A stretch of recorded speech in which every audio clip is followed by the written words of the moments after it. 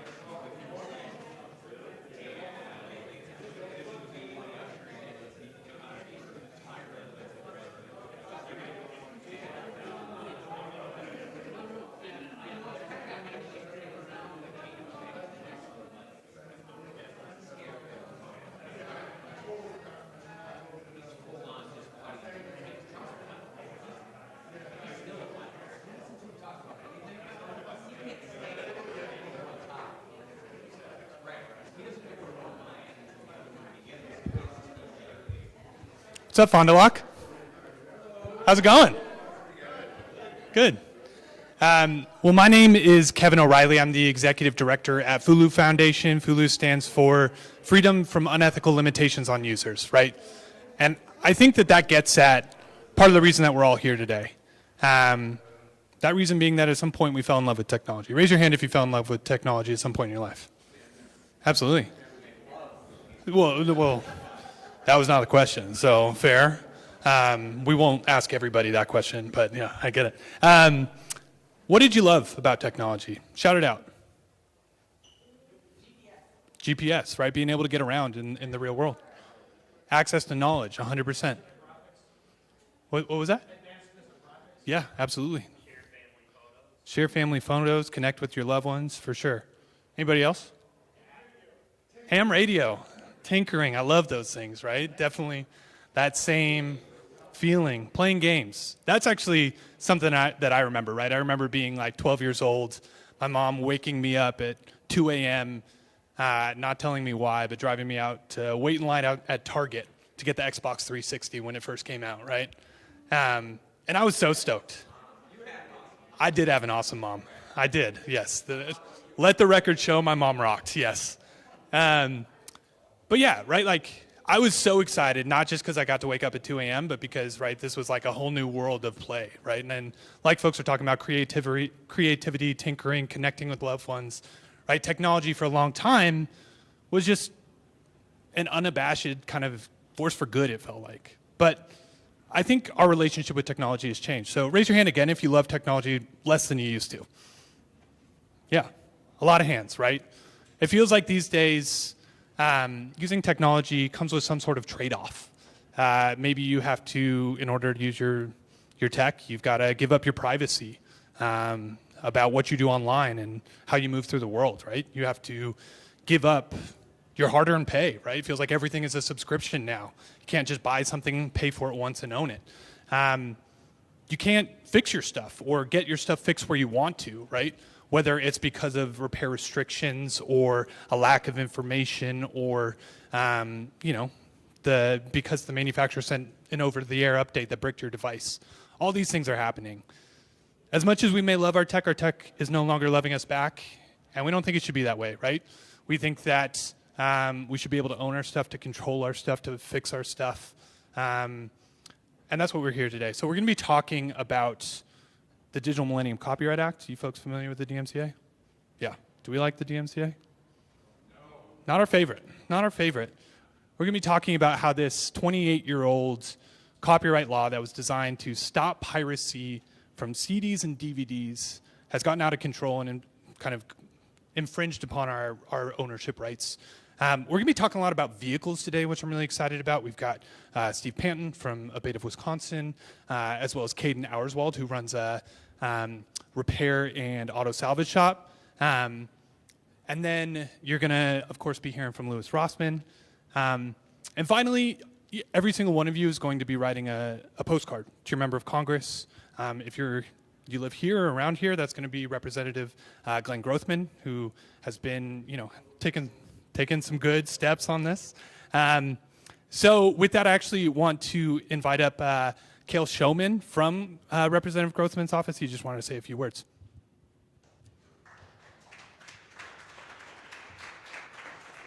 Thank you. Hey everyone, Cale Showman from Congressman Grothman's office. Those letters, please fill those out. As well as calling our office or the DC office, letters are a great way to get in contact with your congressman. Give some good work for those in the DC office too. But please feel free to come up and talk to me anytime. I'm all ears, here to learn and hear from you. So thank you for having me.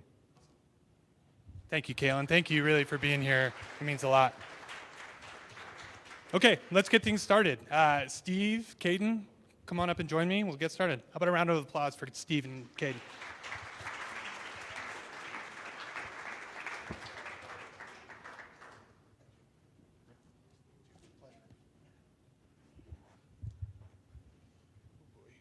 Yeah, right? I know. Here we go. Awesome. Well, Steve, I want to start with you. Could you tell us a little bit about Abate of Wisconsin, what y'all do, and what brings you here today? Absolutely. So Aviator, Wisconsin is a statewide grassroots volunteer motorcycle rights and safety organization. Everything that we work on is motorcycle related. I chair the legislative committee for Aviator, Wisconsin. So my job is whatever my committee decides is important for the motorcyclist right now, I have to figure out a way to get it done, figure out a way to get it fixed. So I go meet with the legislators, I get bills drafted, and then because we're grassroots, I turn it over to my members. And I say, here we have a bill draft that the committee agreed on, our board agreed on, now go get this thing passed. So every October, we meet monthly, but at our meeting in October is where we draft our legislative agenda for the next year. For the past few years, right to repair has been on the top of that list. It's been very important for the motorcyclists. So that's something that we've been working on for a few years now. We got a little bit of traction last session, and we're hoping that getting the message out, we can get more traction coming up. Absolutely. And I assume that a lot of you know what right to repair is, but just in case you don't, right? Right to repair is the idea that you should be able to fix something when it breaks, right? If you own it, it's yours, you should be able to fix it. And manufacturers of motorcycles, of cars, of tractors, of laptops, of pretty much anything that you can imagine, right, do impose restrictions, both software and otherwise, to getting this stuff fixed. So what does that look like for motorcyclists? How are they facing repair restrictions these days?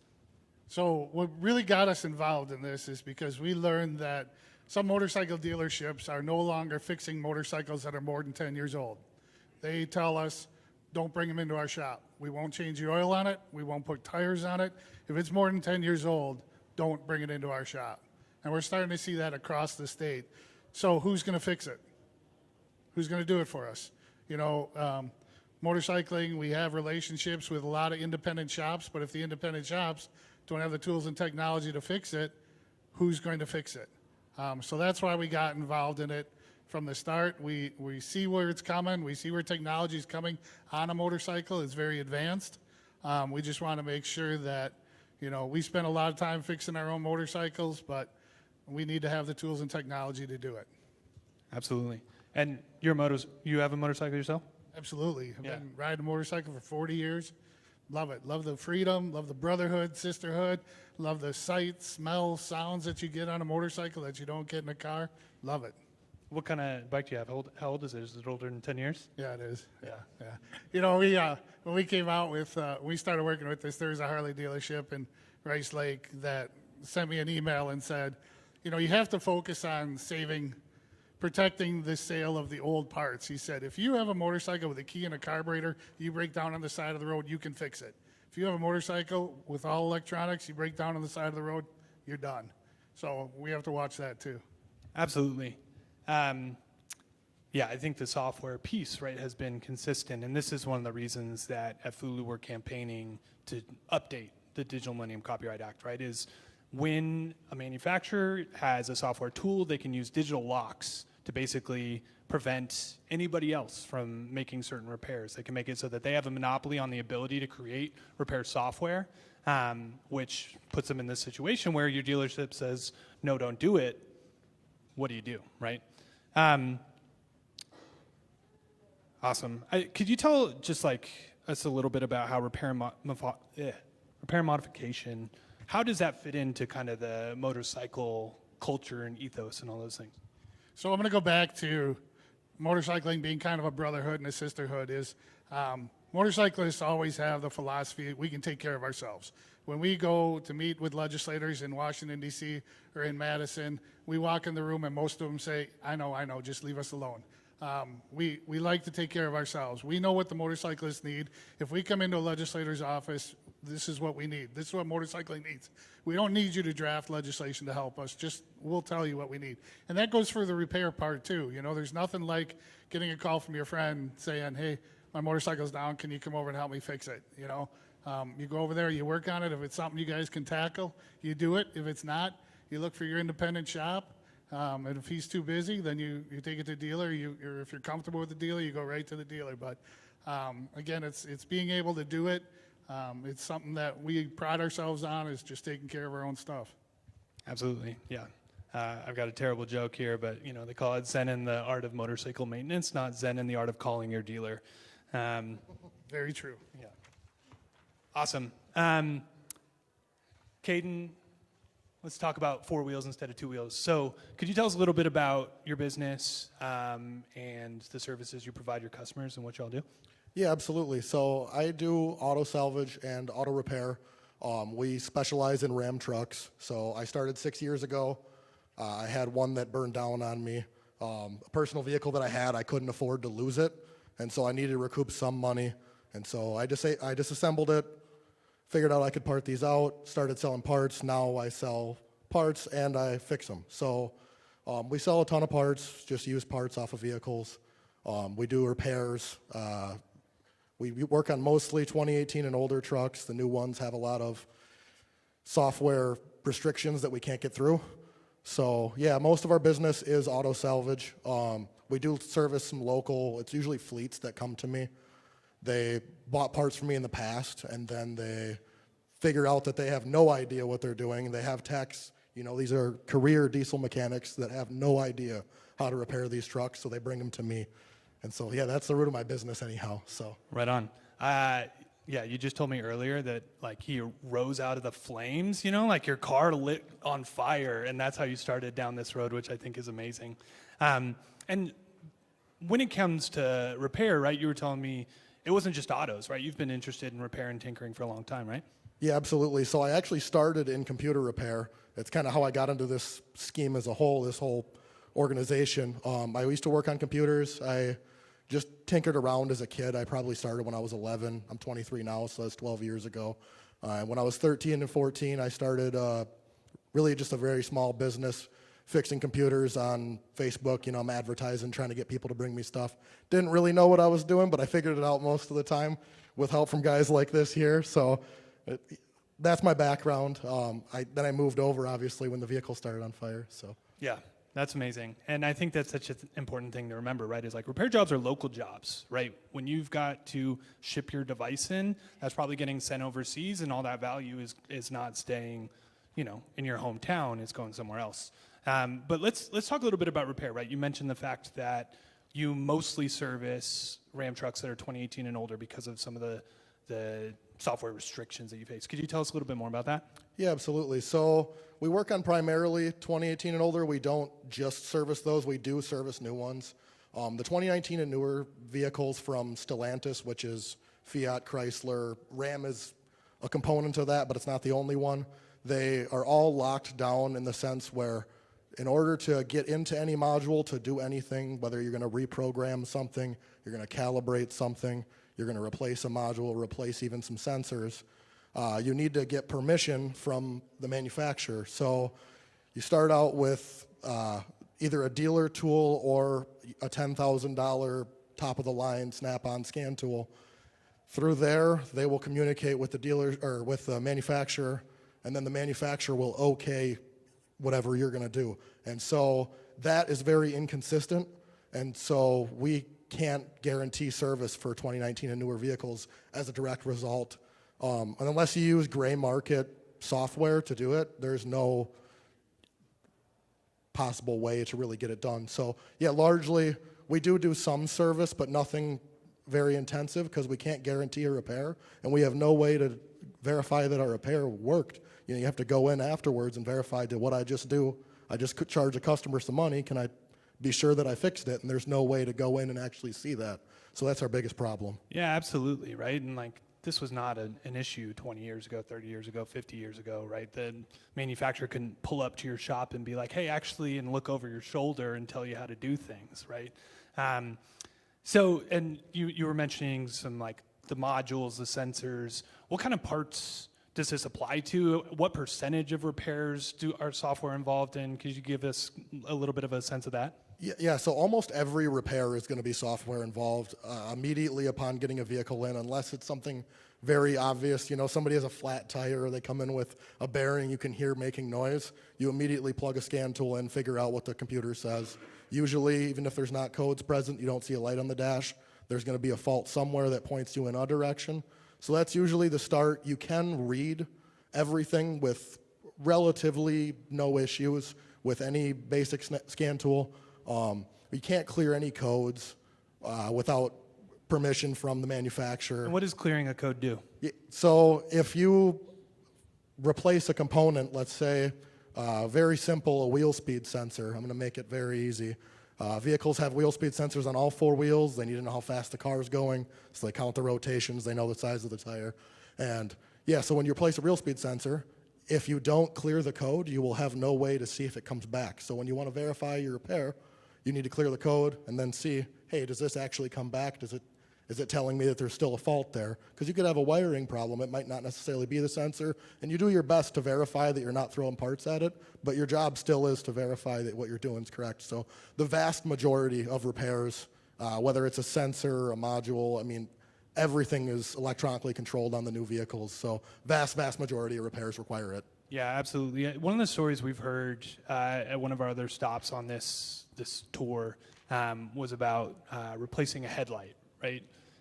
When your headlight went out, that used to be pretty simple repair, right? You could buy a bulb, which was maybe $10, maybe $20, maybe $50 if you wanted someone to do it for you, and the problem was solved.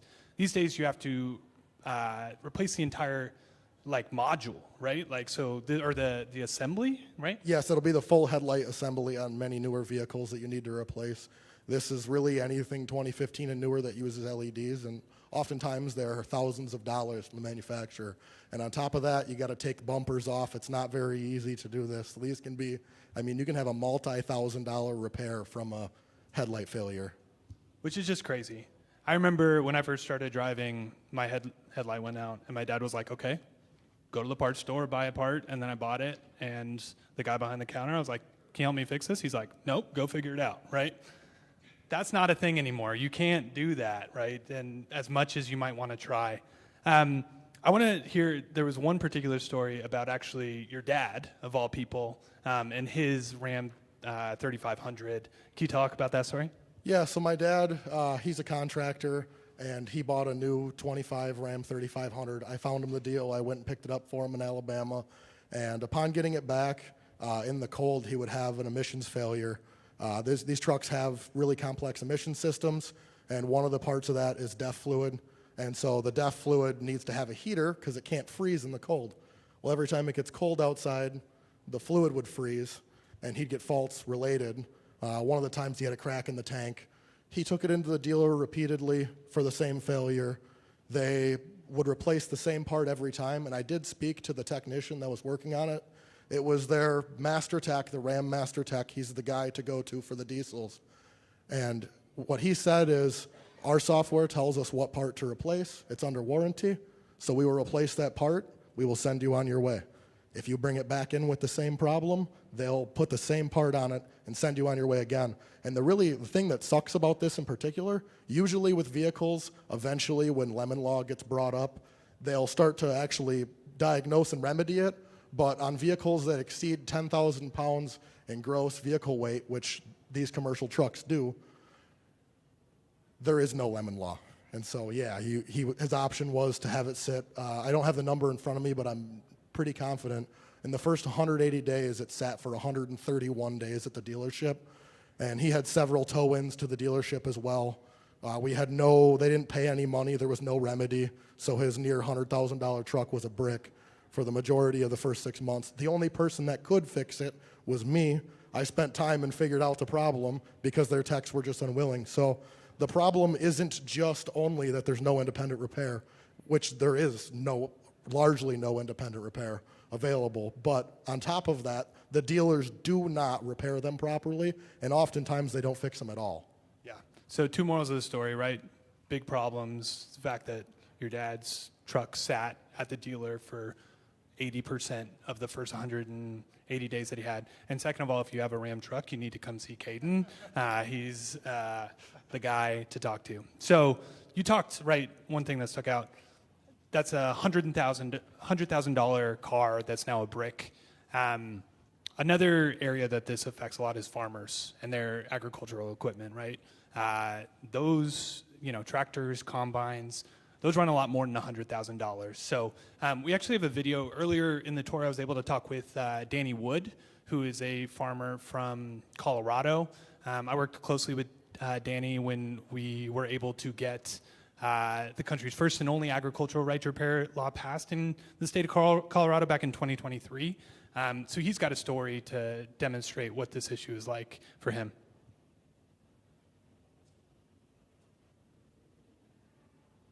My name's Danny Wood, and I live in a small town in northeast Colorado. It's called Pete's. We have a large dryland farm, and we raise winter wheat, prozone millet, dryland corn, and grain sorghum, which is milo. I am the District 1 Director for the Rocky Mountain Farmers Union, which is a three-state organization of Wyoming, Colorado, and New Mexico. And my wife helps me and our son, and he has some of his own farming also. And the other issue we had, and I'm actually sitting in the field right by the tractor's Case IH Steiger 370, and it was a year old. We'd bought it, and when I bought it, an older gentleman had it, and he didn't have all the guidance system and the performance monitor and all that in it, so I had him install all that. I think it was $23,000 or something like that to have that all installed, which it's all worth it when it's working. So we had it put in. Everything was working great. We went to plant corn with it that year, and it wouldn't control the fertilizer. It was supposed to do all that. Well, I called them back, or I was under the understanding it was supposed to. I called them, and they said, well, that's a feature that we have to unlock. All an unlock is it's you pay them a fee, and it's an electronic thing. They unlock the system, and it'll let it do that. So we did that, and it worked great that day. Well, the next day, my son went to use it, and it wouldn't control that again. So I called him, told him it's not working. They said, well, it'll be 3 days before we can get there. And when you're planting, you don't have 3 days to sit around and wait, because that's a critical time to get your crop in the ground. But we had no choice. We could not. We tried everything in the world, and we couldn't get it to work. So we had to wait for the 3 days. The technician showed up, crawled in the tractor, and said, that's what I figured. Well, I asked him what's wrong, and he said, it lost its code. It just was a 5-digit code. He said it lost that code. So he put that code back in, and everything worked fine. Well, I made sure that I took a picture of that code, so if it ever happened again, we could fix it ourselves. And then the worst thing about that is I had paid them, I think it was $1,100 or $1,200 to unlock that feature, and there should be some kind of warranty behind it. I mean, it was 2 days later, they sent me a bill for the service call for $900 to come put that code back in that tractor, which they could have done that. They could have told us over the phone, and we could have entered it, but. So it's just things like that. I know in the grand scheme of things, the $900 service call was not a big deal, but it is. $900 is $900. You add that up a few times through the years, and that adds up to a lot of money. And like I said, when you're paying them huge prices up front, they shouldn't be charging you to come back out because it lost its code. That's not on me. That's on their equipment. But I just think when you buy something and you own it, you should own it fully, not own the. Like that tractor sitting right out here in the field. I should have known that piece of iron, but not the stuff that makes that iron run. When I bought that, I bought it as a unit that should run. Everything should work. And I believe in having to pay for the unlocks and everything to get everything to work. But you only have to pay once. You should not have to pay for them to come back out and enter digital code. Because that digital code, when you bought that unlock, should be accessed to you. That should be your code. And you should have that forever. And that's why I took a picture of it. And we will always have that code. The kid wasn't very happy that I did it, but it's like, dude, this is my tractor, and I'm going to take a picture of that.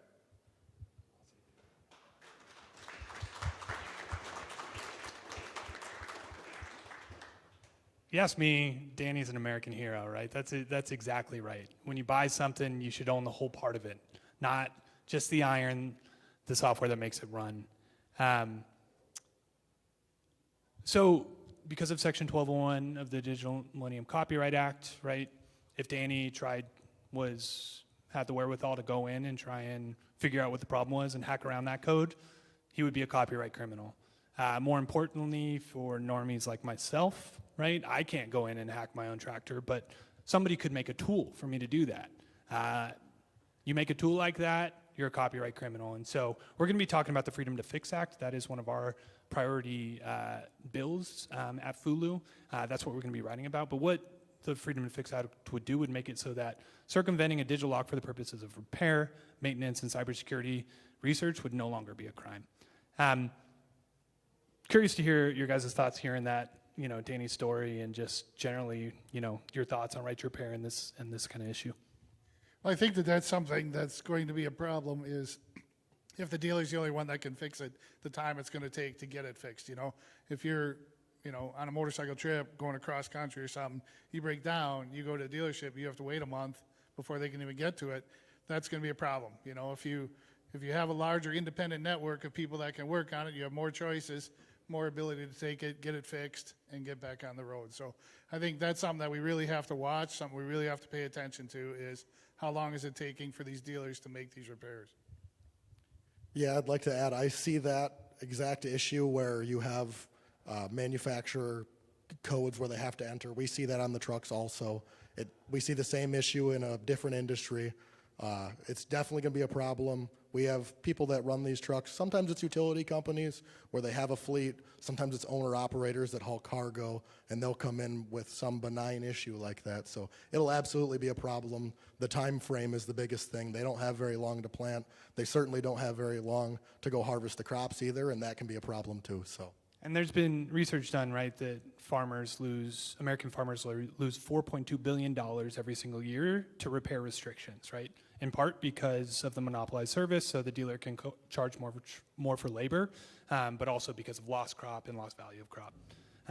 Awesome. Well, thank you, Steve. Thank you, Caden, for being here. Really appreciate hearing y'all's story. So yeah, how about a round of applause for our panel?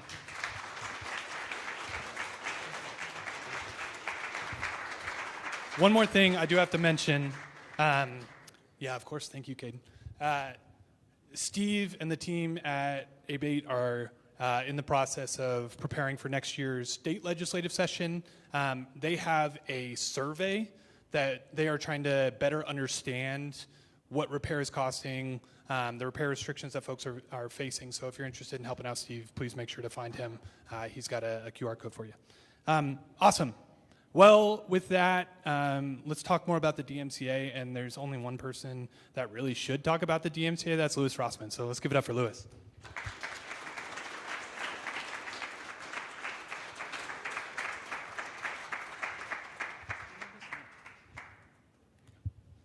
Hello. How many people's hearts sunk when you heard him say, "It's great when it works," about his tractor? Why did your heart sink when you heard him say that?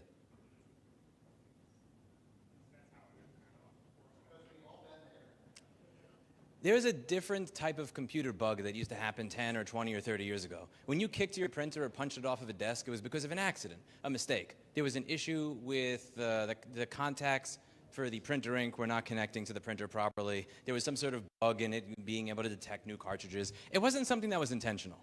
If you were to buy a television nowadays, if a color television came out in 2026 instead of in the 50s and 60s, how many people here think that they would charge you a monthly fee to have color and it would default to black and white? The problem that he was talking about was not your standard computer bug. He was talking about the redefinition of ownership. And that's the first thing that I want to talk about here, because his problem with his tractor was a problem with modern ownership. What does ownership mean to people here? It works. It's yours. The 14th century definition is the act of obtaining something in exchange for payment in money or an equivalent, buying the usual sense. This is the 2026 definition of ownership as given by Sony. Use of the terms own, ownership, purchase, sale, sold, sell, rent, or buy in this agreement or in connection with PlayStation content does not mean or imply any transfer of ownership. Now, what does this allow Sony to do to you? Screw you! That's an exceptional answer, and that's exactly what they did. As of December 31st, 2023, due to our content licensing arrangements with content providers, you will no longer be able to watch any of your previously purchased Discovery content. Not rented, not streamed, purchased content. And the content will be removed from your video library. We sincerely thank you for your continued support. Now, they changed their mind. They did change their mind a few days later due to updated licensing arrangements. The Discovery content removal that was planned is no longer occurring. We appreciate your ongoing support and feedback. You think that stopped there? You think that settled the problem? Or do you think they did it again? They did it again. As of September 1st, 2026, due to our content licensing arrangements, you will no longer be able to watch any of your previously purchased canal content, and the content will be removed from your video library. Thank you, PlayStation Store. Does anybody note the contradictory language that's used on the page? Anybody? Play has no limits. If you spent $1,000 buying all of your content and it was deleted and you were not refunded, would you call that a limit? Yes. This is coming from the exact same company that put rootkits on CDs. Anybody remember when they did that 22 years ago?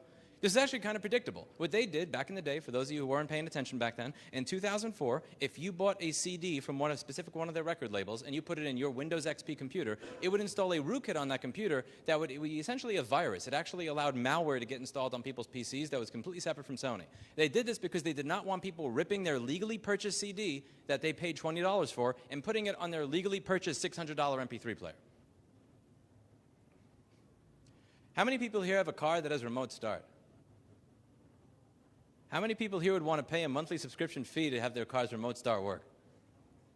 No hands. Imagine that. It's the one thing that's been consistent at every stop on tour. I've never seen a hand go up for that one. Anybody here heard of Home Assistant?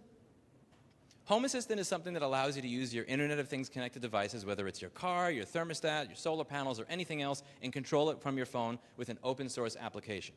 And Mazda sent a cease and desist to people who were making that integration for Home Assistant. Would it surprise anybody that they did that at the same time that they made Remote Start a subscription? Which law do you think they used to do it? DMCA.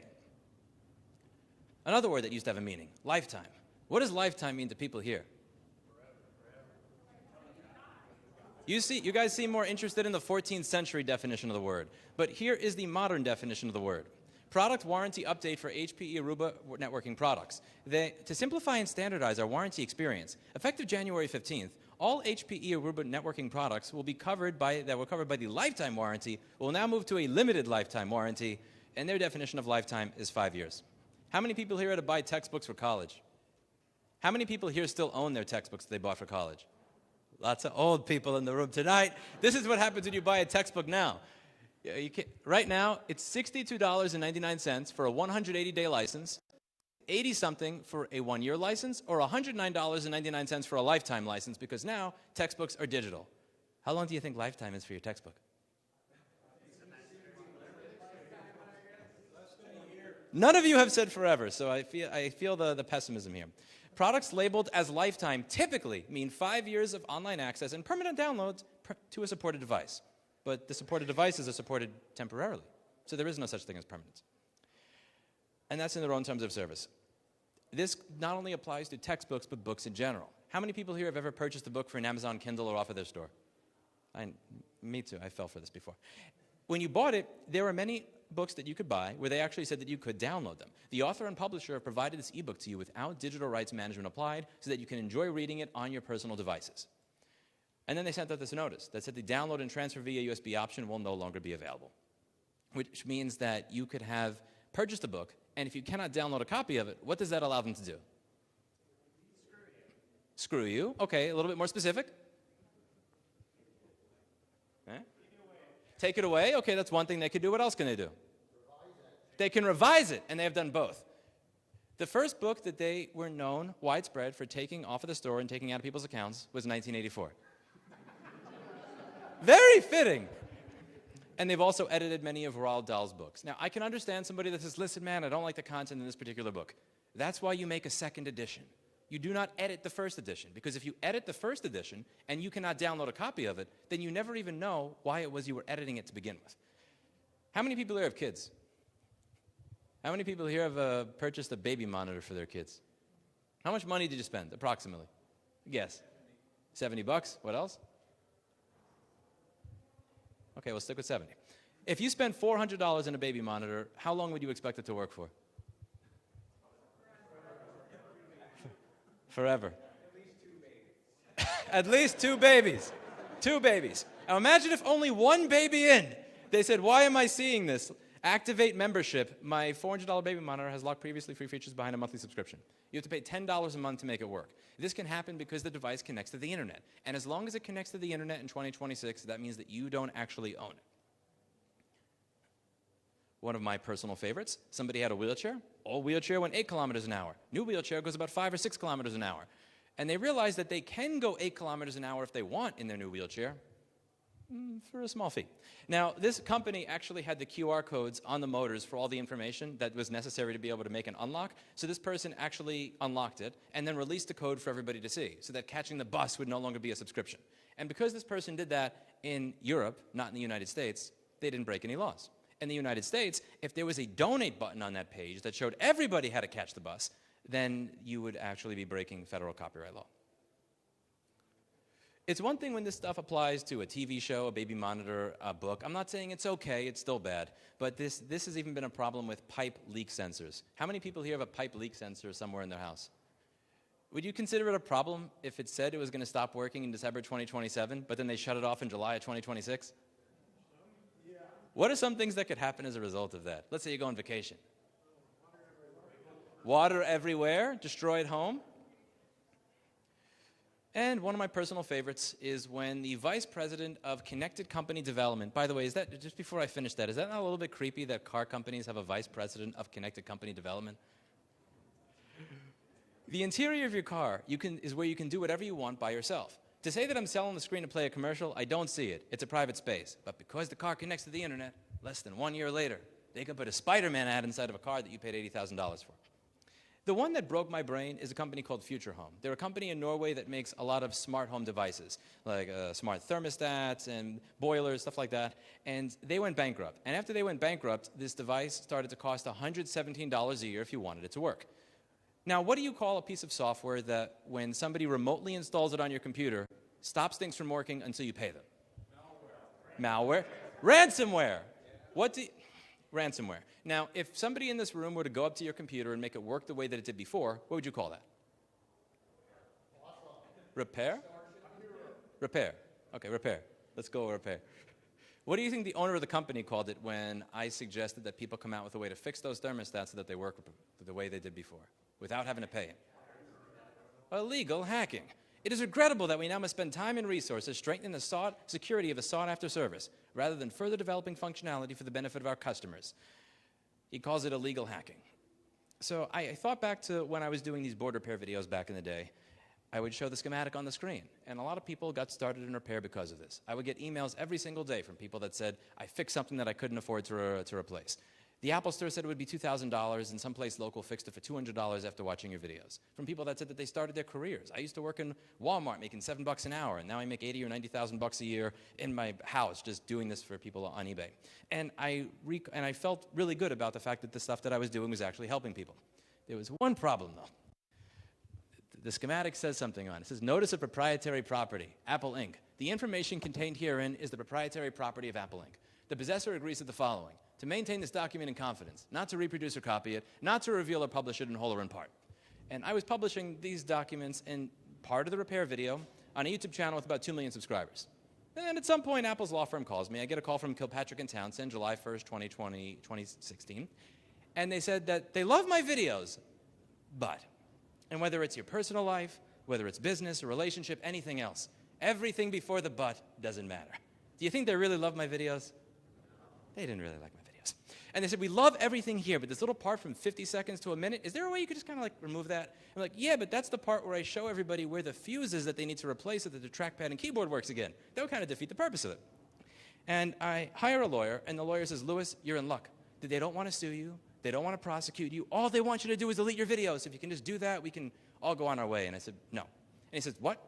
Wait, what do you mean you're not going to delete the video? Are you serious? You have broken the law. You are so effing stupid that you didn't even put something over this. You are worse at covering your tracks than we recover data. At the very least, cover the thing that says Notice of Proprietary Property while you're editing the damn video, you lazy ass.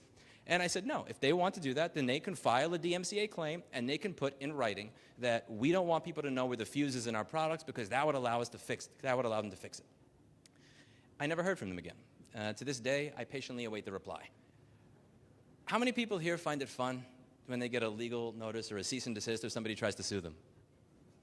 That's the most hands I've seen gone up in any stop of the tour. I love when people try to sue me. I find it fun. I get pleasure from it. It wakes me up in the morning. I have actually saved and framed my first cease and desist that I got in 2009. I had hair back then. And can you guess how I lost it? Now, I know that most people want to do the right thing. They just need a little push. So we came out with this bounty program where we said if somebody cracks their firmware, they can win $5,000. If you can make all these thermostats work again after the CEO of the company sent out ransomware, we'll pay you. And I made one mistake, though, when I made the thumbnail of this video, because I did something that I tell all of you not to do: accept the premise of assholes. I said crack their firmware. Can we agree that if you bought something and it works, and somebody sends out a software update that stops it from working unless you pay them, that that's ransomware? Can we also agree that the right word to use here is repair? Can we agree that if you make things work again, that it's not cracking? And somebody from the company who used to work there apparently agreed with us, because they came out with this jailbreak over here and collected $5,000. And he actually sent me an email saying, "Louis, I would have done this for free." Fuck. Oh, well, he deserved his money.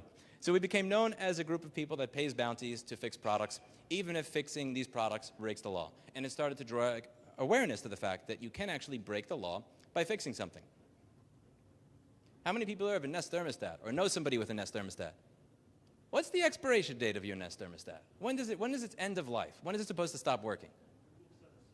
When Google says so. Exceptional answer from anybody who's followed their never-ending, almost longer than your long intestines list of products that they have killed over the years. They don't tell you when it's going to stop working, for the new Nest or the old Nest. And that's the problem. It's not even that the product stops working at some point. It's that when you buy it, when you're in the store purchasing this device, they don't let you know when it's going to stop working. So we put out a bounty for $14,772, and a few days later, somebody came out with a jailbreak. Now, your Nest first and second generation will work the way that it did before Google killed it. And because this person accepted money for that, they have broken federal copyright law, which means that they can, if Google actually wanted the PR nightmare to pursue it, could be put in federal prison. Echelon is a company that makes exercise bikes. How many people here have exercise equipment? How many people need somebody to give them an excuse to not use it? I don't need an excuse to not use my exercise equipment, which is why I barely fit in any of my clothes anymore. And this is an exercise bike that used to work with any application of your choice, and then when they sent out a software update, it only worked with their application. What do you think was in their application that wasn't in the other applications they blocked from working? Subscription. What else? One more. Ads. Subscriptions and ads. Somebody came out with a solution that allows you to use any app that you want, but he didn't release the solution. And we called him up, and I said, "You got $20,000, and you haven't released the solution. What gives?" And he said, "Yeah, Louis, I'm going to paraphrase here. I'm getting married, want to have a kid, and my wife said she doesn't want to be a single mom because I'm in federal prison because I allowed people to get their exercise bikes that they don't even use to work again."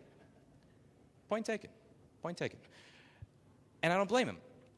How many people here would want to face 3 to 5 years in federal prison to make other people's stuff work again for a one-time payment? You're more sensible than I am. Now, one of the things we were trying to do with this is we were trying to make a point. The point is that this is a problem, because very often when we bring this up as a problem at state legislatures, at local legislatures, at the federal level, we hear people that sound like this over and over again. They will claim that this problem doesn't exist. My name is Samantha Kerschel, and I'm the Executive Director for TechNet. Respectfully, we are testifying in opposition to Senate Bill 5799 today. We believe this legislation is in search of a problem that does not exist. Something that's resonated with me is something that you heard early on here, is this is legislation in search of a problem. I think that they've experienced this problem, because when I go to that same lobbyist personal Twitter, I'm experiencing phone issues. The phone is on, but the screen is black. I've tried everything. It's time for, and I wish I had screenshot the Facebook in addition to the Twitter. I didn't realize that she was going to delete it right after I did a video on it. A new phone. If only I could find some place to fix the old one. If only you could. But something tells me that when you work for TechNet, you could probably afford to buy a new one. These people don't actually believe what it is they're saying, but we're trying to set them up in a way where it's heads I win, tails you lose. If people release solutions, then hundreds of thousands of people will have devices that work again that otherwise wouldn't have worked. And they'll be involved, they'll be invested, they'll care about what we're doing, and they will understand why the DMCA is a problem. And if they don't release the solution, then when we are talking to members of Congress, when we're talking in state offices and at state legislatures, when these people are in the room, and they say this is a problem that doesn't exist, I could say, okay, cool. Would you mind having somebody at Google sign this document that says they will not ever go after Cody Kosiemba and call him a copyright criminal, or for not just this, but any of your hardware if they break the digital locks in it for the purpose of repair? And they go, well, no, we're not going to do that. Aha, gotcha. And that's what we've been doing with this bounty program. And it's been working out pretty well so far. Now, I'm fairly biased when it comes to this. I own a repair shop. I have been working in repair for a long time, and I like having control over what I bought and paid for. I don't like this law, and many people in this room don't like this law. And you may think that I'm biased. I want to hear another perspective on it. So I thought I'd play you a short video clip from a gentleman named Bruce Lehman. Bruce Lehman created the DMCA in the 90s. He wrote most of this, and he had it pushed through as a law. And this is what he had to say about it in 2007. Keep in mind that back in 2007, when he was giving the speech, when he was telling you what he thought of how it worked, this is before you had a car that connected to the internet, before your TV, before your fridge, before your baby monitor, before every single thing that you own became a subscription. Unfortunately, at least in some areas, our policies haven't worked out too well. Our attempts at copyright control, at least thus far, have not been successful. But I don't just blame teenagers and college students. I really blame the moguls in the music industry, because had they been thinking about these business models when we were doing our work in 1994 in the Clinton administration, had they been developing effective online distribution models when the internet first came into business, had they been talking to Steve Case when AOL first started to become a big deal, and really seriously developing an online business model, perhaps we would not be in the situation that we are. But the culture of that industry was such that, those people were concerned principally with, and their talents were developing talent, understanding public taste. They didn't know anything about distribution or technology or anything like that. Minions dealt with that. Well, their industry has paid the price. Hopefully there's not any, I won't be quoted in the U.S., but I'm going to be quoting you around the country on this, sir. I'm afraid our Clinton administration policies didn't work out very well. Now, a lot of people accused me at the time of doing an end run around Congress and everybody else by negotiating these treaties and then coming back and saying, well, because we submitted this to Congress before the treaties process was completed, then coming back and saying, well, now you have to do this, Congress, because we've agreed to a treaty. And I would say that they're probably right, that it was an end run, and it was partly deliberate. And the final statute that comes out, was a guy who was the head of then the biggest record company in the world, Warner Records, and he was a very nice guy, and he wrote a book a few years later after he retired and confirmed what I always thought to be the case about record industry executives. Record industry executives are impresarios. And the most successful record industry executives, I would characterize as 45-year-old man who can think like a 17-year-old girl and likes to hang out at 3 o'clock in the morning and do drugs with rock stars. And he basically admitted to all of that in his book that he wrote several years later. Unfortunately, that is not a mindset, a part of the brain that does very well at evolving new business models for highly complex technologies. Okay, so he admits that he did an end run around Congress to get this passed. He admits that the law doesn't actually work and that the people that came up with it were mostly junkies that don't understand business. If we're not able to reform this law, if we can't get bipartisan support for the fact that you should be able to say that you own what you bought and pay for, and it shouldn't be a copyright crime to fix a thermostat, then I don't know what to do at that point. And one of the things that I've noticed is that a lot of people are they have a very dismal view of getting involved in politics in any way, shape, or form, because they see things from whatever perspective as going downhill, but then people don't engage with the process, and then it gets worse. And then when things get worse, they're like, see, there's no point, so you don't bother. And we're trying to break that circle over here, because there are times, and Kevin to my left has actually gotten legislation passed in states before that have actually had a positive impact, where when you get involved, you notice that you actually can have some sort of impact. And one of the reasons that things don't change is because nobody winds up showing up. And I don't blame them, because I have shared this cynicism for a long time. So we're going to ask all of you to send a postcard to your local rep with your experience on ownership so that we can try and get rid of this law that is so horrible. Even its own father admits that it is a failure. There was this one time that I went to the legislature in New York State in 2015, and my good friend Jessa Jones at iPad Rehab had to drag me there because I thought, this is pointless. Why am I even going to bother showing up? And I was this close to not going because I was arguing with her and Gay Gordon Byrne over they wanted me to wear a tie, and I just didn't want to wear a tie to go anywhere. And I go there without a tie, and I'm talking to one of these senators, and it was an assembly person in his office, and he said that the Apple person, or the person that worked at either CTA or Apple, was saying that when I run a wire on a board or I replace a chip on the board, I'm actually taking a PC and I'm converting it, taking a Mac, and I'm converting that Mac into a PC, but then I'm not telling my customers that it is now a PC, which is fraud. and I had a little bit of steam just coming out of my head, and I had to do my best to like put it back in there and say, sir, why'd you believe that? If you have a Ford F-150 and I change the tires from Michelin to Goodyear, is it no longer a Ford F-150 or is it just a Ford F-150 with different tires? And he's ignoring me. And I see him writing something on his desk. And I just got mad at this point because I figured there's no chance that any of this working anyway, so I might as well say, like, are you even listening to me? And he says, I'm co-sponsoring your bill, asshole, and he's writing down notes on how to do it.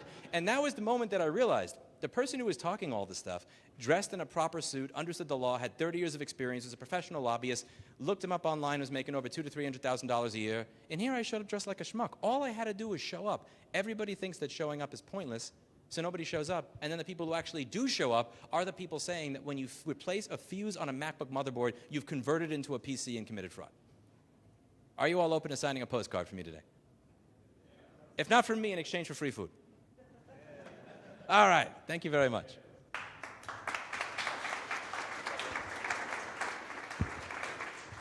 Cool. So like Louis said, we're going to write postcards to your representative. But first, the postcard's the thing you're going to do today.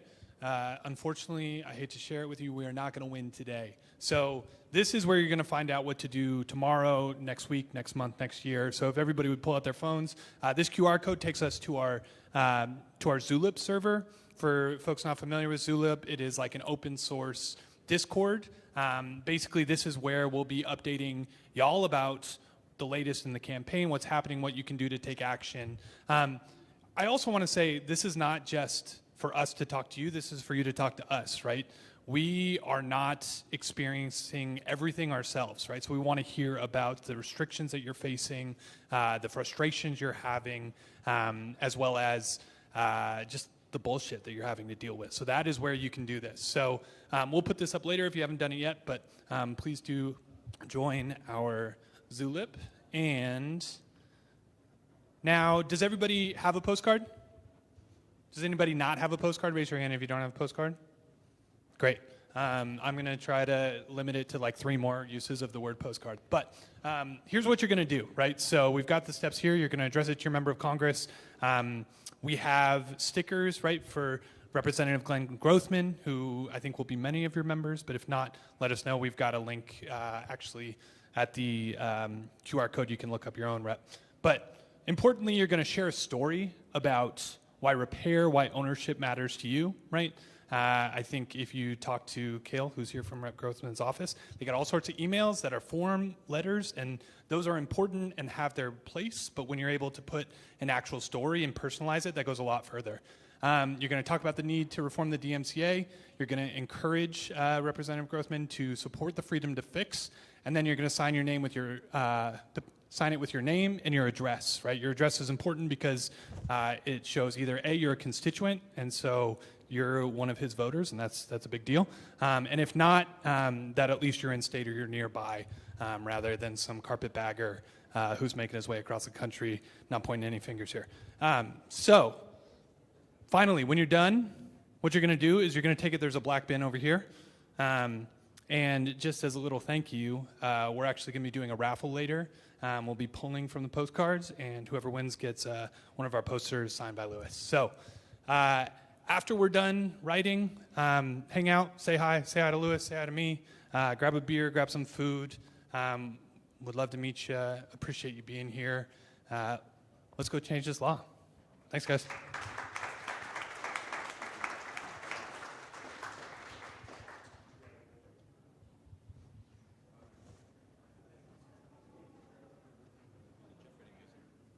We've got, Marshall made a playlist.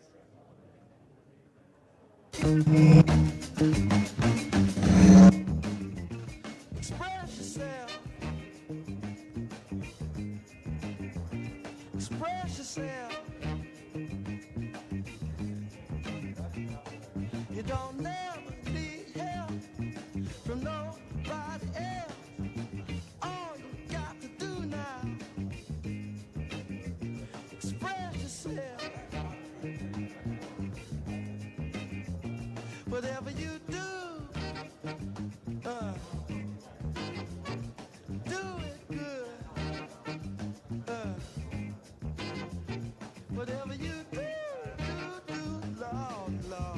Sorry, folks. So one thing I didn't mention, once you're done writing it, right, you drop it off there. We'll put a stamp on it. We'll get it in the mail for you. So, yeah. It's not what you look like when you're doing what you're doing. It's what you're doing when you're doing what you look like you're doing. Express yourself.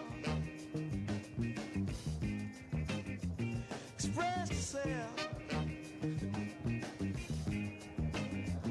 You're doing it on the moon, y'all. In the jungle too. Everybody on the floor now. Jumping like a kangaroo. So let the horn do the do they do, y'all.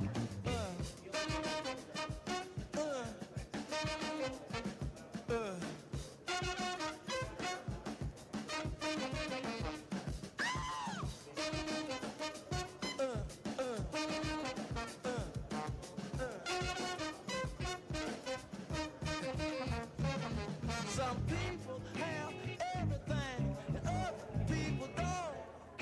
But everything don't mean a thing if it ain't the thing you want. Express yourself. Express yourself. Oh, do it. Oh, do it. Do it to it. Go on and do it. Y'all do it. Get it. Express yourself. Express yourself.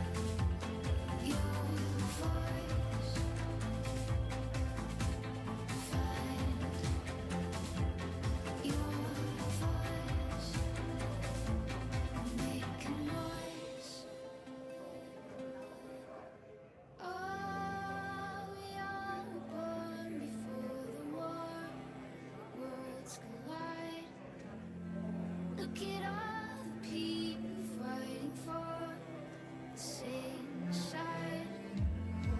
Oh, we all were born before the war, but worlds collide. You can't have the peace you're looking for without a fight. Oh, we all were born before the war, but worlds collide. Look at all the people fighting for the same side. Oh, we all were born before the war, but worlds collide. If you see the world you want more, then make it right.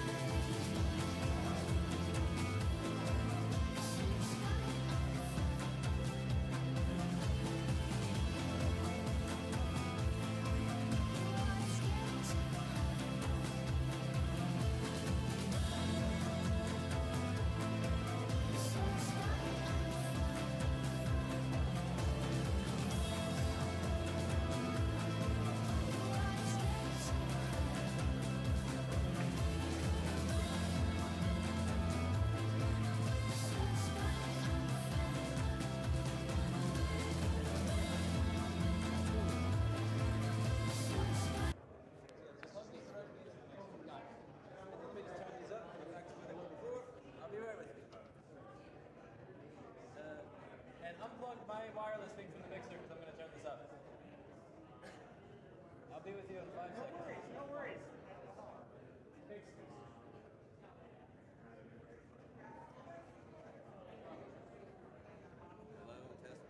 3, 4, 5, 6, 7, 8. Test, hello. Yo. Test 1, 2, 3, 4, 5, 6, 7, 8, 9, 10, 11, 12, 13, 14, 15,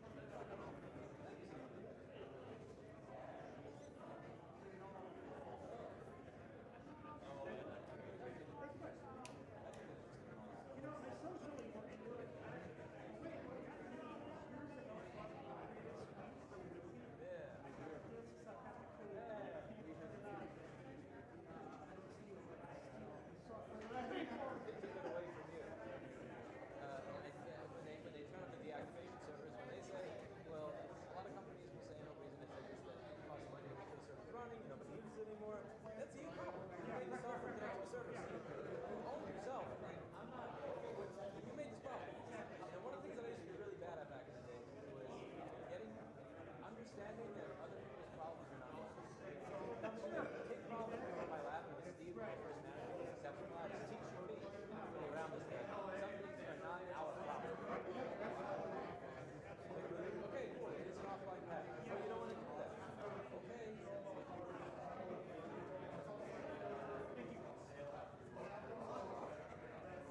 What is it going to take our government to understand the legislation you're passing review works? Right to the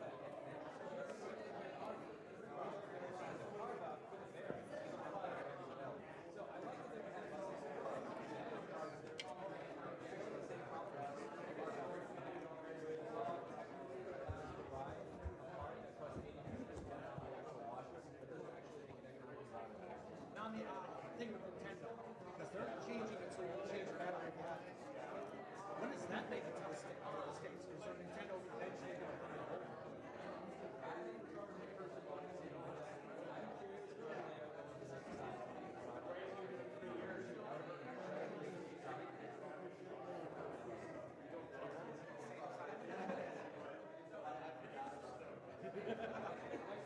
Come get you a microphone. Hey, how's it going? Hey, pleasure to meet you. So I'm Seth, I'm from Rocky Valley.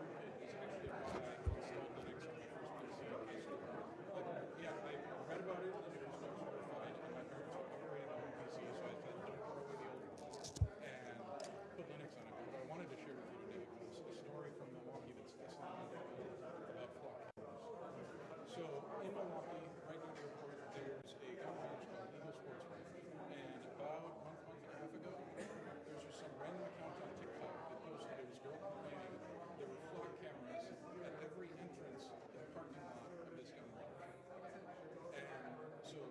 And nobody knew at that point how long they had been.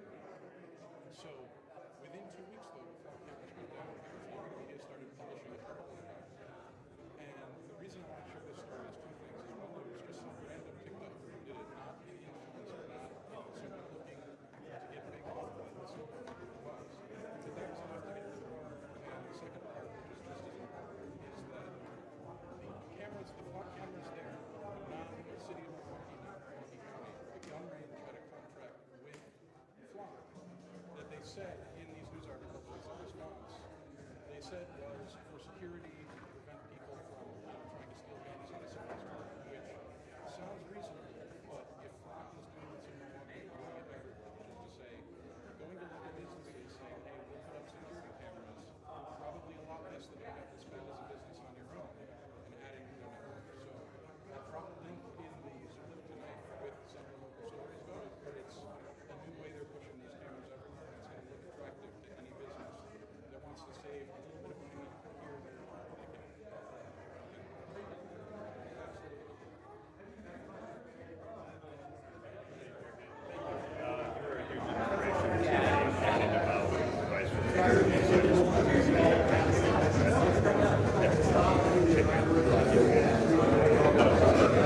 I hope you're having a lovely day. Thank you so much for being here. A lot of what I saw kind of struck a chord with me as far as products being turned into subscription vehicles. I used to be an overall radio tech for walkie-talkies doing board repair. Yeah, there's a separate Motorola that just does two-way radios, but that's beside the point. Watching a lot of your videos, I learned how to do board repair and saw they pretty much flushed out the hardware. They had good hardware, but their software was a bit lacking. There were a lot of firmware bugs that introduced audio problems. There were issues with Wi-Fi connections they were introducing. They decided at some point to rewrite their programming software and introduce a new firmware update model, which conveniently made you have to pay a third of the cost of the radio every year in order to access any important bug fixes. And that was kind of a red flag about 10 years ago that made me think this isn't sustainable. We need to be able to have full access to the safe equipment for the users, public schools, public safety, businesses, things of that nature. We just can't allow this kind of greediness to ruin a lot of things. We appreciate what you're doing here, and we hope to see you back soon. I love the shirt, by the way.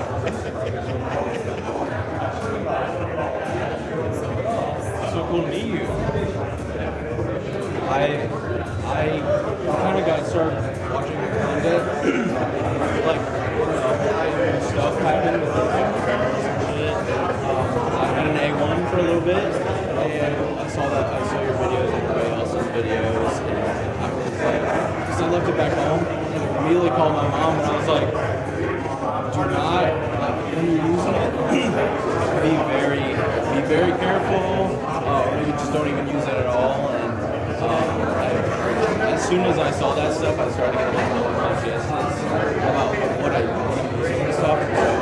I've kind of changed a lot. I started ripping a lot of my CDs and ripping a lot of my DVDs. I have my Jellyfin server and stuff now. So I'm kind of trying to stay away from subscription models anymore.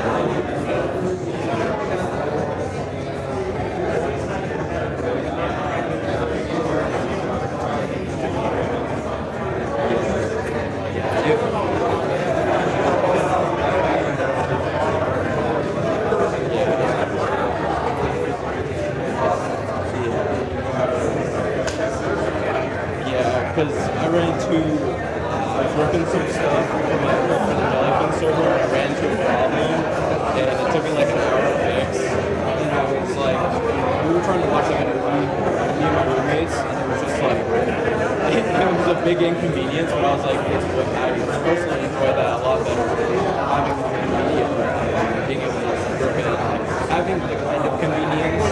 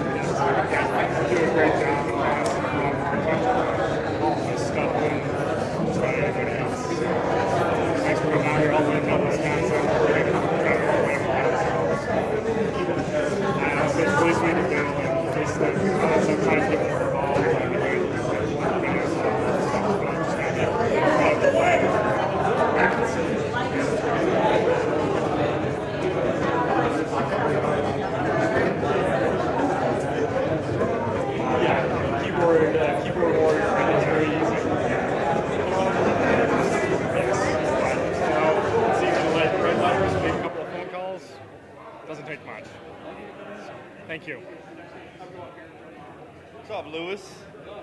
Quentin. Good to see you, sir. Yeah, For the first time. from Q's Tech Service. Nice to meet you for the first time, second time.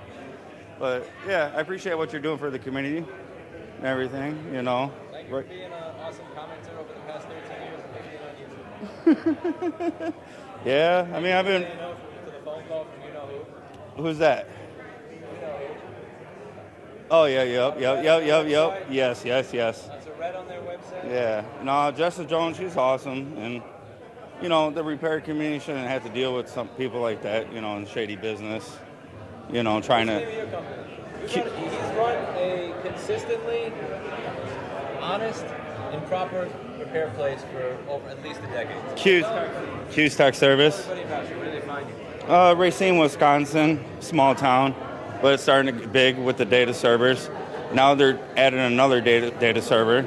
People are complaining about the noise complaints with that now. It's getting big. You know, 5-star rated business.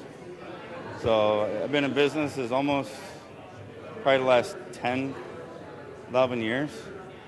You know, just trying to fix devices, keep them out of landfill, and save people, the parents, money and stuff like that with game consoles and stuff. So I mainly focus on game consoles, a little bit of data recovery with the MacBooks. I won't fix a MacBook if it's water damage or unless it's for data recovery. It's become too much of a pain in the ass because there's too many parts that an issue with the screen or something else. Yeah. The fix used to be somewhat affordable, and that has kind of died. You are 5 stars. Every time I say best rated place, because I'm 4.9 with 1,900 reviews, I'm in bullshit. Because you're 5 stars and 500 reviews. I've always said, tell me if this is your experience, the difference between 4.9 and 5 is there's such a massive incline in like how much patience you need to have. Because there are some times where it's just, I'll let Kevin know at the store, you're allowed to get a 1 star in this instance. If Yeah. the person wants Yes. you, just fucking deal with it. Yep. And I have a feeling that to be 5, there's these last ditch crazy pieces of patience you need to have that most of humanity doesn't. Yeah, you got to be You patient. just happen to avoid those particular customers. No, just being good customer service. It's the hardest thing.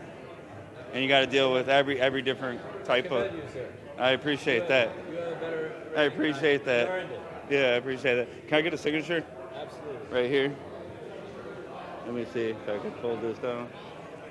Yeah, I appreciate it. I don't write this as much anymore, but because you were there from the early days when this used to matter.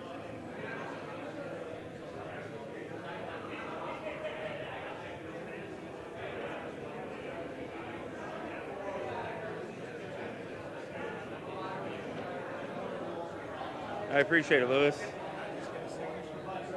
Yeah.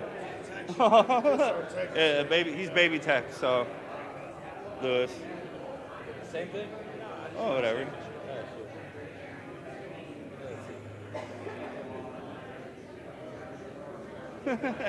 Yeah, he's known as baby tech.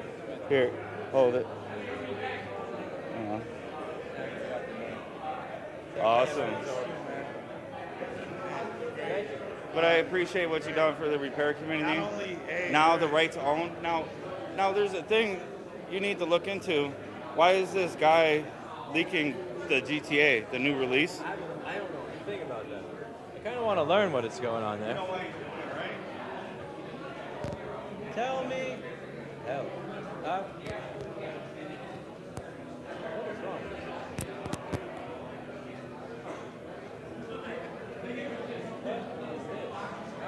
One sec, good. You plug your headphones into there. Do you hear anything?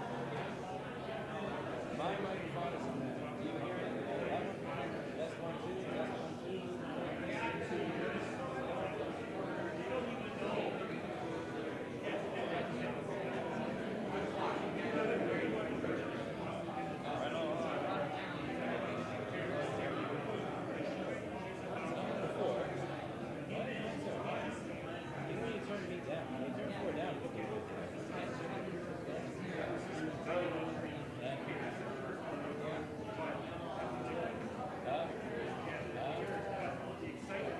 Four is all the way down. That's weird. So, I'm recording to this. That's something I would like to figure out at some point. Sorry for live stream for not being able to hear it. Oh, still? You did that on your last video. Yeah, just fuck up. That's great. The boom's great, so you can just go back and forth and we'll be able to hear you. Okay. Thank you, sir. Your microphone cut out on your last video. Yeah, sometimes I'm missing things. I think when you transition and stuff, right? I think I was wearing a lav that had some scratchy problems and didn't work. I'm just going to go back to using this. Makes life easy. Yeah, so you know, like, well, you want me to introduce myself again or no? No? Okay. Oh, they did? Yeah, you were on this. So anyways, about CyberLeak. He's been leaking all the GTA gameplay. He has a physical copy somehow. He hacked the server or something. So he's demanding the rights of Rockstar Games for GTA 6, the new release on November 19th. So he's actually hacking. He hacked the system, got the full game. Now he wants demands. He wants physical media. You need to check into it. I have to look into this. I haven't had time because of all the traveling. I think it's called CyberLeak. That's the next thing. That's his name on Twitter. Check it out. I appreciate it. Yeah, I appreciate all the work you've done, bud. Hey, next time you're in town, hit me up. Yes, sir. You're in town. Hey, nice talking to you. Nice talking to you.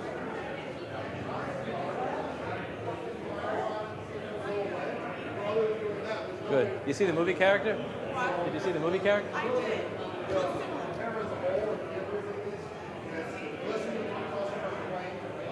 I think that's him. Hello. I just wanted to say I really appreciate what you're doing around the country, and I've been following you for about 4 years or so, and I really respect you, so thank you. Thank you very much. Who's this?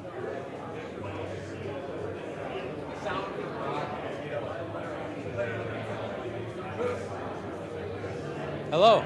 You're an absolute legend, sir. How can I put this? Over the last 10 years. I mean, you've been doing videos for a long time, but does this look weird to? Do you think it looks weird to the people from the side? Like, no, I'm just kidding. But yeah. But no, I think I told you before, it's been awesome living vicariously through your anger online. Like, it's great to know that somebody out there is pissed off about the stupidity that leads to these situations. Because I feel like logical decision making doesn't lead to a lot of these situations occurring legally. I like when the thing is, if they can admit that it's illogical, and the person who came up with it can admit that it's illogical, and yet 20 years later it's still here. Is it because a lot of people thought this is the best we could do? We had the best minds on this back then. I think people wanted I think he wanted a legacy. I think people are willing to do something to get a legacy. Look at what they're doing with 3D printing in California, where they're saying that if you print a part to a 3D printer that looks like a gun, the way to prevent that is to have the 3D printer connect to the company's server to see if you're printing a gun part. Now, right. You could put a AA on this if you don't have a transmitter that has phantom power. Let's say I want to 3D print that. It looks kind of like a silencer, right? It's the exact, how do you know which one is the good cylinder and which is the bad cylinder? Yes. Yeah, and the problem is that there are people that actually make money off of trying to get bills passed. That's their primary day job. It's not their hobby. It's not their temporary nonprofit mission. Absolutely. One sec. One sec. Be right back. All right.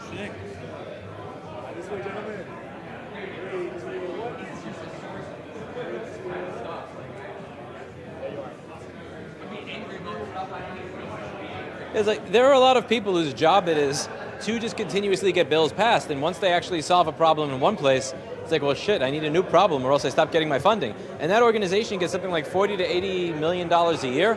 That's a lot of money, and that dries up if you've solved your problem. Who's paying that? Michael Bloomberg in this case. Okay. So just people with stupid amounts of money to throw around, making the rest of us play by their rules effectively? Pretty much. Okay. All right. Yeah, no. That's about as bad as it could be, but how do you fight money other than by not spending your money with the person who already has that mountain of money? I would say by being right. A lot of people see this stuff as David and Goliath, but the moment that I got that cease, when Apple's law firm called me, I think I had $5,000 or $6,000 left in the bank, and I was always 1 week away from not making payroll for my own employees or not being able to pay my rent where I lived. But the way I saw it is, I'm correct. You have $1 trillion or $2 trillion. I know that may seem really autistic or silly, but I really thought I'm right. People are making shit work again off of this. Doesn't seem to matter at all to the people who you are fighting against for these things. They're just fighting for things to stay the way they are and broken.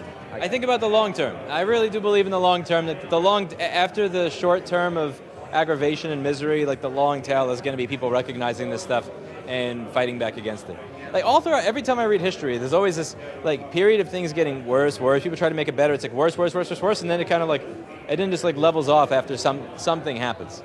You can't keep things this shitty forever. A lot of people around here got into electronics specifically because they were like the go-to person for their family. Like, you know, they were the kind of the person in between. They understood the electronics that were coming out and they knew how to explain it to people, either like in depth for the younger people that were younger than them, or to give them like a baseline understanding for people who just wanted like simple function out of their device, like their phone or their computer, or like just to get on Facebook.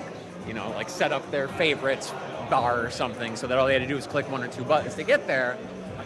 But now that production of consumer silicone products has shifted towards AI's market, I don't have friends coming to me anymore. Like, if they're going to come to me about anything, they're going to be like, do you have any RAM sitting around that I could buy from you? Because, like, this stuff is insane. It's insane what I have to pay for, like, 32, 64 gigs of RAM. And then you hear talk of things like cloud computing. And that scares the crap out of me because I've always liked having my computer. Like, it's just... it was almost like a point of pride. Like, isn't it a chore, though? Isn't it so much work? You have to pay for the electricity of it, and you have to make sure it works, and you have to make sure you have to do the upkeep of the hardware. Wouldn't you prefer if just somebody else took care of all that for you? Or you have to start up your computer and get that wonderful reminder from Microsoft that your Windows is no longer supported, or, you know, whatever it might. They'll update it to the version of Windows that has recall for you. Oh, shit, yeah. Sweet. No, I was thinking, like, what do you use at home? Do you use like Linux, like something open source, or do you just set it and forget it, just get the latest Windows? I have Fedora on Framework desktop, and then I think Arch or Manjaro on that, or CachyOS or something like that, on that MSI laptop. Because I think Linus Torvalds actually suggested Fedora Linux as an operating system as well. The way that I do it is if I have a laptop, whichever distribution is the fastest one to when I close the lid, it suspends. I'm past the point in my life where I want to fuck around with my computer anymore. I just want it to work. So I think I switched to Fedora because it was an older laptop that I had where I remember trying other distributions and I had to do research and edit configuration files and things to make when I close the laptop, it needs to go to sleep without me doing anything. That just kind of became my litmus test. For it. And I just got lazy, so I just installed the XFCE version of Fedora because I don't like any of the new desktop environments. Yeah. Especially GNOME 3. Everything after GNOME 2 makes me very angry. Yeah. I don't know. It feels it's a really weird world to be in as somebody who, like, when I was a kid, I was like, by the time I get to this age, I thought, I thought we were going to be in some sort of like techie, blissful future that. Right, flying cars. Like, that was the goal. The Jetsons, all that great stuff. You got spying cars. Spying cars, no. I was glad to hear, though, I don't know if the Caden guy who was up there, I don't know how much you know about this, but he gave, like, 2015. He was like, 2015, after this date, like, like cars or whatever. I've been thinking about buying a new car, and I don't know if that's just, like, a date that, like, 2014 and before, you won't have to deal with X computer problem that might pop up in your car, or Y issue that might happen with a sensor because now there's a computer chip where there used to just be a sensor. Well, I know that there was a General Motors lawsuit about them selling and using the information in your car to raise your insurance rates, so they would get sold to data brokers that then sold it to insurance companies. And a lot of those lawsuits started in 2016. Which leads me to believe that even the not electric GM cars we're doing that. So I would say if you want it to be safe, probably a few years before that. Yeah, I don't know how accurate that is. I just remember the GM lawsuit mentioning something around 2016. So when people think of it, they think of it being Tesla or the companies that were trying, the models that were competing with Tesla, like the Mach-E from Ford, the Chevy Volt or Bolt, I forget which one was the EV. But it's far before then. Yeah, it's getting really tough to know who to trust in the world of electronics, because I'm sure you've seen like all the crap that Gamers Nexus has pointed out with NVIDIA, ATI, how incestuous the AI environment is. Like how all these companies, it's like, I've never seen anything like that investment-wise, and is there a way to make sense of that? Is it just people chasing, like just making a bet that AI is going to pay out in some sort of way, and that one of these companies is going to come out on top, and that, what, they're going to be the dictator of the world because they're the only ones with this thing? I mean, I think they see it as, if this actually is I use AI for one problem that would usually take me 8 hours, and it solves this thing in 5 minutes. And then it becomes very easy to ignore the 10 to 20% of the time that the AI gives me an answer that's worse than what a 2-year-old who hates me would make. And because that happened. And you're like, man, if only this is just a little bit better. Wow, it's... You know the computer problems that Eli, the computer guy, would call the rabbit hole to hell, where you think you're this close to solving it. So you're like, oh, I'm just this close to solving it. And then the rabbit just moves away. Yep, I have countless, yeah. I think it's kind of like that, where you see that. So it's very tempting to think, wow, if we're only like slightly better, this will cure cancer and solve climate change and all of the things, and then it'll make tens of trillions for humanity. But it's like the rabbit hole to hell. There are so many times before I go to bed that I've said, I want to solve this one stupid thing. Like, okay, it was suspending earlier today, it's not now. Okay, sure, this will be easy to solve before I go to sleep. And then it's 11 o'clock and I haven't gone to sleep yet and I'm cursing at my fucking computer. Like this, I think it's something like that. It's very easy to get stuck in that gambling mindset. And I think a lot of people have gotten stuck into that gambling addiction mindset, particular companies that are investing into this stuff. Yeah. I'm glad I had a bunch of friends who were gambling addicts and family members who just happen to have a lot of family members in Vegas to show me that gambling is really not where you want to be at. So what do you do? I deliver pizza for a living. Yeah. No.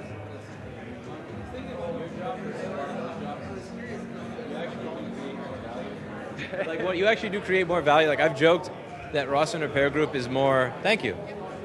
Like Rawson Repair Group is more profitable than OpenAI or Anthropic or 90% of these companies.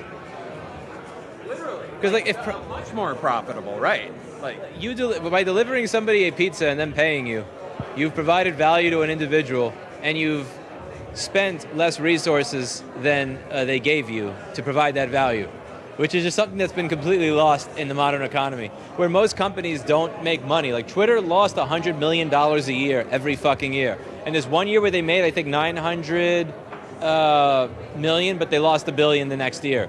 So a lot of these companies, having a small business that actually provides goods and services that people value is sane. And everybody's trying to search for this next, the next big thing. They're missing out on the fact that there is millions of people that actually do provide value. So you're technically more valuable to society than Sam Altman by virtue of the fact that you're servicing. Well, the thing about a job like mine is that you get, it's like mowing your lawn. You get a very clear before and after. You just can like stand there afterwards like, I mean, I'd be an asshole if I stood outside the door of everybody I delivered a pizza to, like, man, that was a great job, I fucking did. Just turn around, like, you know. But I'm just saying, like, it's a very clear before. It's like painting a fence or something like that. You have a very clear before and after, and you get to see that work done. And now, when that started to fade as like the jack of all trades for a family of people who wanted to use tech but never couldn't quite get their head all around it, was printers. That's where it started to feel like there was no clear before and after. Like, it worked, don't change anything. Don't touch it. The bane of our existence and the reason for our existence. And are you using consumer shit or like enterprise level shit? We're using HP, not consumer shit, but just barely enterprise shit. The LaserJet series. What does a laser for your school cost, approximately? We just had to buy one today, about $800. Okay, so you're still kind of in the range if it's outrageous that this sucks, but you're not at the point where you could actually call and get to a human. Because I was assuming you were talking about something that's like $3,000 to $8,000 range or something. Oh no, we lease out all of our copy machines that got high usage, but kids in like a 7th grade classroom area, they get one printer. They go through it in a couple of years regardless. They wear it down to nothing. It's functional, but not great. What makes them choose HP versus the rest, and what makes them the best to use?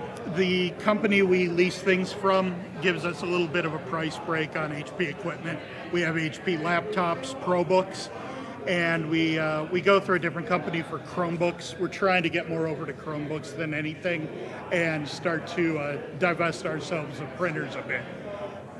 People like to print a little bit too much, I think, in a school district. They have the ability to pull things up on a web page for kids. I don't know why they're addicted to the tactile feeling of having paperwork to hand out to kids, but it comes at a huge cost. Is it a generational thing? Like, what is the median age of a teacher in this area? In our area, they're either end of their career or very early in their career. There's not much in between. The older teachers are the ones that are printing out thousands of pages a week. The newer teachers are creating an assignment in online format. Well, thank you. Thanks for coming out. I like the shirt. I didn't want to interrupt you as you were walking in, so. Yeah, it's great. What brought you to Fond du Lac? Yeah, I was going to ask that. Why not Milwaukee?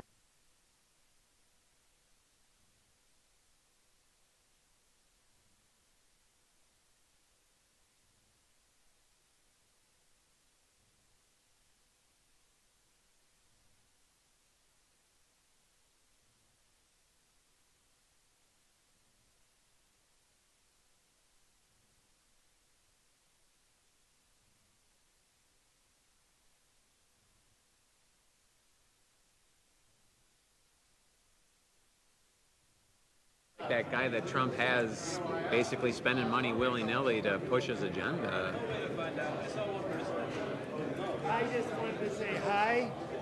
I've been watching you since you were bike riding through New York, and I love what you do. Yes. Thank you. Okay. I think I missed the food. Hello. This guy just showed up too. He wanted to ask you something. So I just want to say thank you for putting all this together, and thought you might recognize the logo that's on my shirt. You personally? Yes, that I'm the lead maintainer of. No way. I used that program in 2004. I used to use AOL Messenger in 2000, then Yahoo in 2003. Then I used Trillion in late 2003, and then I realized I used Gime and then Pigeon afterwards. But yes, so Game became Pigeon, but yeah. So anyways, I'm here because this is the closest stop you guys had to me. I'm from Milwaukee, Wisconsin. But we run into, as you might guess, we run into all sorts of problems and have been for eons with, because we interoperate with proprietary chat protocols. So most of our issues nowadays are we end up doing authentication for these protocols out of the country because nobody wants to get sued via the DMCA. So it's one of those things where the DMCA is just screwing us with that kind of stuff. So it's good to see that someone's actually trying to mobilize everybody to try to fix the problem. The hardest thing is getting people to believe that if they put some effort in, that it'll actually change anything. I'm good. So. Oh yeah.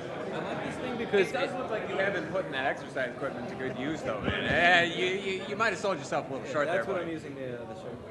Can I pull you to Oh, do the sure. raffle? Yes. Hey folks, time to do the raffle. Important favor to ask. Can I get a drum roll, please? Who we got? Troy Simpson. Troy here? Hey!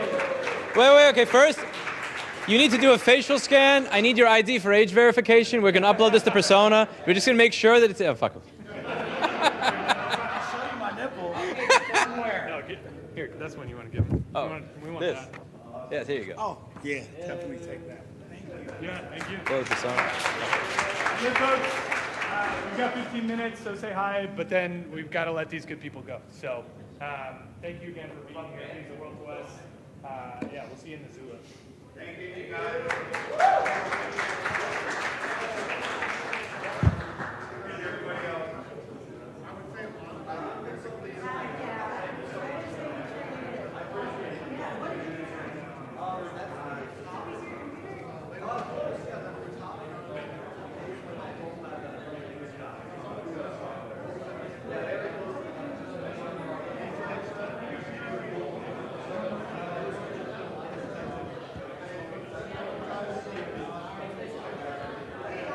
Hello. I have a strange question for you. Yes. Were you in the 1990 movie Pump Up the Volume? I was not. I don't think so. I think I was born in 2003. Okay. It's about a kid that starts a pirate radio station and then uses it to get the kids to take over the school. I haven't You look seen it. exactly like the person from that movie. Do I? Yes. I'll have to check it out. You should consider starting a pirate radio station and getting everybody to take over their school. I should. I will. Thank you for coming out. Of course, no. Thank you so much. I've watched your channel for a long time. That's what brought me out here. It's been about a 2-hour drive, so I really appreciate what you guys are doing. I spoke with Kevin about starting like local events and kind of leading those. So seeing this event and seeing the people that came out really inspired me to take some kind of my own initiative. So thank you and thank Kevin. Yeah. Thanks for coming out. Of course. I just want to thank you for your activism and sticking your neck out. Thank you very much. It's nice meeting you. I just want to say thanks for coming to Fond du Lac.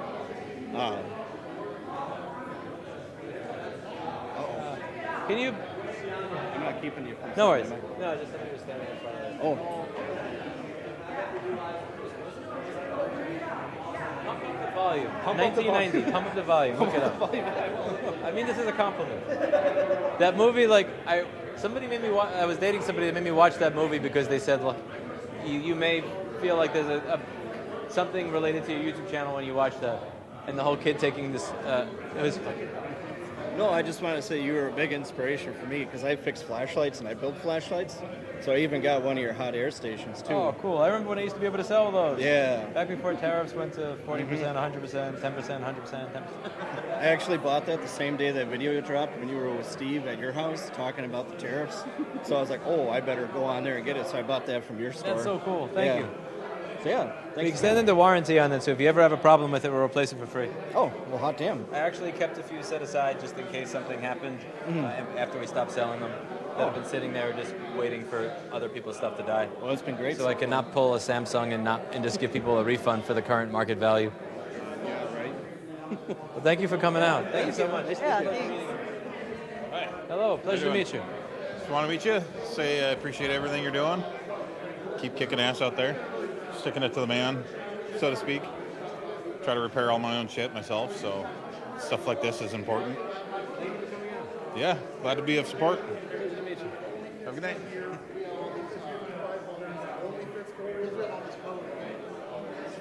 Real quick.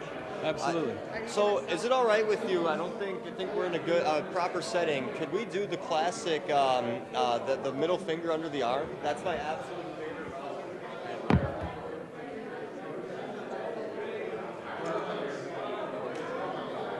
All right. I think you second make sure it's okay. No, it's fine.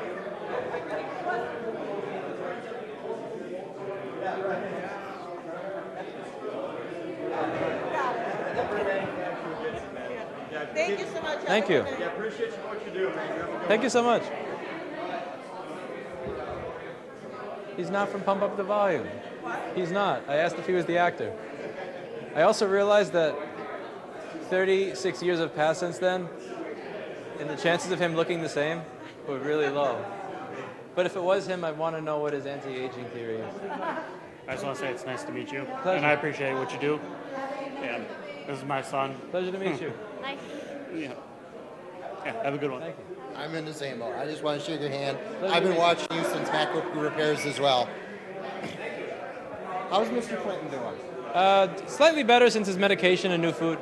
He has a thyroid issue, a heart issue, and a kidney issue. As long as you don't have a Wi-Fi enabled cat food feeder for him.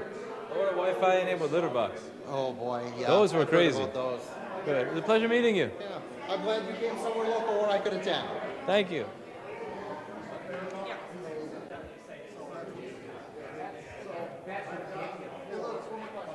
Are you guys still working with FULU? I talked to Aaron from time to time. my old store manager has what used to be my position at FULU before I left. Okay, so another reason I came here was to talk to you about that.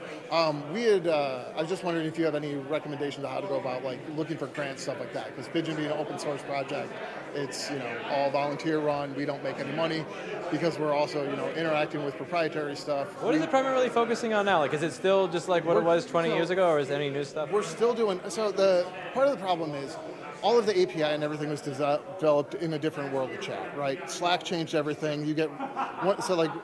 Historically, when a message would come in, it would maybe get written to log file on disk, and then it got displayed in the chat room, and then we lost it forever. We couldn't find it. Right, so now when you start adding stuff like reactions, redactions, edits, replies, banning, all that stuff, it doesn't work. So we've had to rewrite everything. Originally, I had this idea that I could fix it in a year. That was 10 years ago. We're getting there, but it's taking time. Part of that reason it's taking time is I've developed my professional life around dedicating as much time as I can to Pigeon, but it's still not enough. Right, so right now I'm doing 20 to 30 hours of contracting work a week. Everything else goes to Pigeon, but all of that's unpaid. So looking for somebody to get funding for all that, blah blah blah. But so right now our main focus for Pigeon 3, which has all these new features and everything, is right now out of the box we have IRCv3, and we're actually working on Zulip. So I'm one of the weird people that actually knows what Zulip is when you guys mentioned it. Zulip right now, we only have DMs working. We're working on getting the chats working right now. The threading model is, causing issues because other chats don't work that way. But our goal is still working everywhere, right? So because of the DMCA and all that stuff, all the proprietary stuff, we've pushed it out of Tree. So like I have a Twitch protocol plugin that displays Twitch chat and lets you interact with Twitch chat, which is out of Tree, but that's fine. There's somebody that has a WhatsApp plugin, a Signal plugin. There's one for a Japanese protocol called Satori, and everything's still the same concepts. We just had to retool everything to make the backends, work so you can do all the, modern chat features.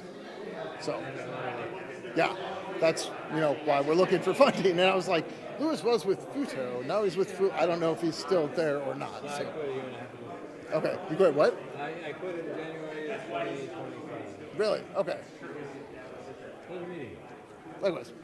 So, thanks for the I just wanted to thank you for being here to do the work. Thank you. We don't have Superman or Spider-Man, but we have real life heroes like you standing up for the people. It's just really impressive and it's inspiring. So I just wanted to let you know. It means a lot because when I feel like the whole world is just going into this like horrible, worse than Orwell type future, and I'm younger and I don't see it getting any better. It's just nice to know that there's people here that are doing the work. And yeah. I don't know if I'd like to still be alive to see it get better, but I have faith that it will at some point. Yeah, so your optimism helps my pessimism. So I wanted to thank you for that. So thanks for doing the work. Thank you. It makes me optimistic just to hear another person say that, because I feel like I'm walking around thinking I'm the only one who feels that way. We're not alone. Right. It's stuff like this is. Step up and stop negotiating for comfort. Convenience is killing us. We've got to do the work. Yeah. Thank you so much. And curse at people online. That's the best way to get it out of your system, right? That too. Right, let me turn this off. Hello. Thank you for coming out, and I turn it off. No, I'm just turning this thing off. I was just saying goodbye to whoever's watching on stream. Pleasure. Bye, everybody on stream. Thank you for coming out. Yeah, thank you. It's a longer trip for you than me. I Yeah, promise you that. It's great to actually be in person. Like a year or two ago, when I first started